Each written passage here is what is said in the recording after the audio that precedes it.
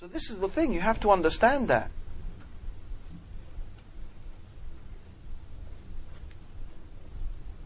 And then you find we're told that depressed people feel helpless and hopeless. They feel helpless and they feel hopeless.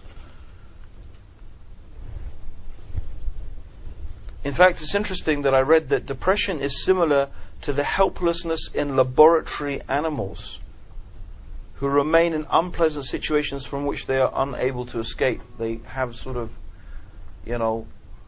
strange behavioral patterns. So this feeling of, I have no control, I am helpless, I am hopeless, there is no hope.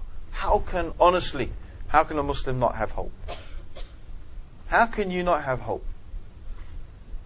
You must always hope. Hope is free. You don't have to pay for hope. If you know Allah subhanahu wa ta'ala, you will always hope in Allah subhanahu wa ta'ala. And how will you feel helpless? As I said, you're the servant of Allah. You're the servant of Allah. You're the slave of the Lord of all of the universe. The one who has power over everything. You're not helpless. Well, we are helpless. Every human being is helpless. But we are the least helpless in reality. Because the one who is supporting us is more powerful, has power over everything. Power over whatever the United States of America has. Well, actually, it all belongs to Allah and He has control over all of it. So you have to understand that whatever is happening, whatever is going on, it's there for a reason. And this is important. A Muslim has to trust in Allah. A Muslim has to trust that whatever is happening in their life, it's there for a good reason. However confusing it may be, but that's easy. To accept that Allah knows, which you don't know. Allah knows what's best for you. It's not everything that is it everything that is good for you, you like it? Or is it sometimes there's things that are good for you, but in fact you don't like it? Right? True or not? There are things that are good for us, and often we don't like them. And there are things that are bad for us, and often we like them. So the fact that I like it or don't like it doesn't mean that it's good for me or bad for me. And that comes from trusting on Allah. No, this is why every Muslim should have a good opinion of Allah. A good opinion of Allah means that I believe that what is happening to me in my life is for the best. That Allah will guide my life and guide me in my life for what is best. Because that's my good opinion of Allah. That's my good opinion of Allah. I have that good opinion. Yeah? This is how the believer should be. So you shouldn't feel helpless and you shouldn't feel hopeless. So brothers and sisters, I think that's really an interesting, those are the main, characteristics of somebody who is depressed. And it's very interesting, by the way. I just thought this was a very interesting thing. I noted this down. Depression is less likely to occur as well as quicker to remit amongst those who are religious. It's interesting, right? And why is that? Because they have the ability to correct their thinking pattern and improve their mood. And that's what it's about, brothers and sisters, right? It's our thinking patterns, right? The way we think. You do, and one of the such important things you need to understand is you have control of your consciousness. You have control.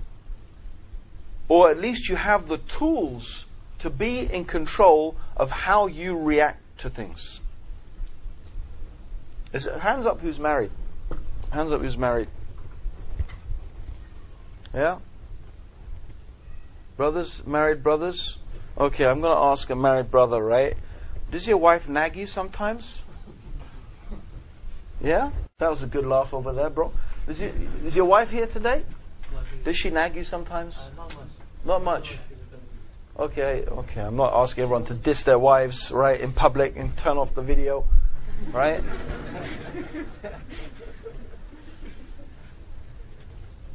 Okay, bro, I won't ask for volunteers, right? Okay? But you know what? I think we all experience that. The wife nags. When are you going to do this? When are you going to do that? How are you going to do this? Da da da da da da da da da da da da da da da da. Right? And to tell you the truth, myself personally, I don't react to it very well. I don't react to it well at all. But there's something, a little simple thing that I just understood, is that actually I have control of my inner experience. I don't have to react to what my wife is saying if I don't want to. Because think about it. All that is really happening is there are sound waves going from your wife's mouth to your ears. Right? Now those sound waves could come from a speaker. They could come from earphones. They could come from anything. But they're just sound waves.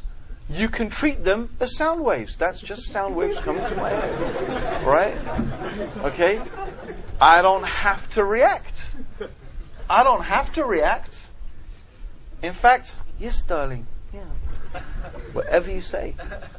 Right? You're the boss. Okay? Seriously, you don't have to react. And it's true about anything. Let me give you a real example. Right? Of how consciousness, you have control of consciousness, and your consciousness controls you. This is how it should be. And by the way, this is what Islam is teaching you. When you are fasting, right, as any doctor here will tell you, right, so if I get it wrong, you can correct me, right? The feeling that we have called hunger, right, is produced by chemicals in our body.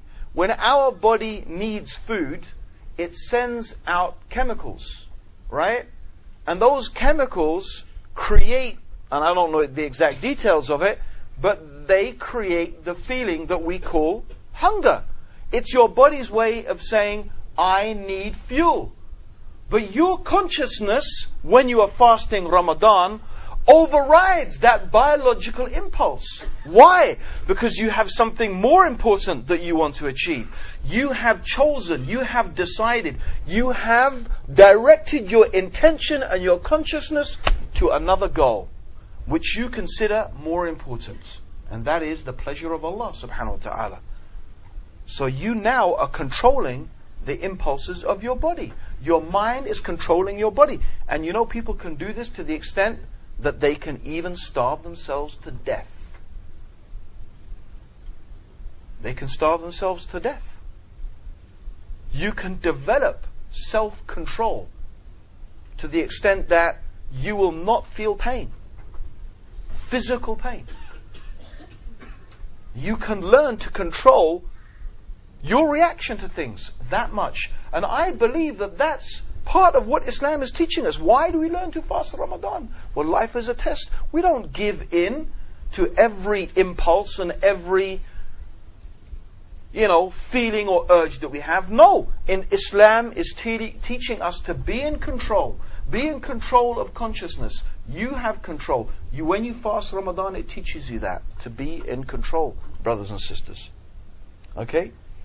And that is a very, very important thing. Because depression is something really that's going on inside your head. It's about your patterns of thinking. It's about the way that you think. There is no magic solution. You can't come and if a person is really depressed, you can't just turn a switch and they feel better the next day. Right? It doesn't work like that. I mean, clinical depression is something quite serious. But it is connected to thinking processes. And a lot of us just don't realize how much potential control we do have over what goes on inside our head.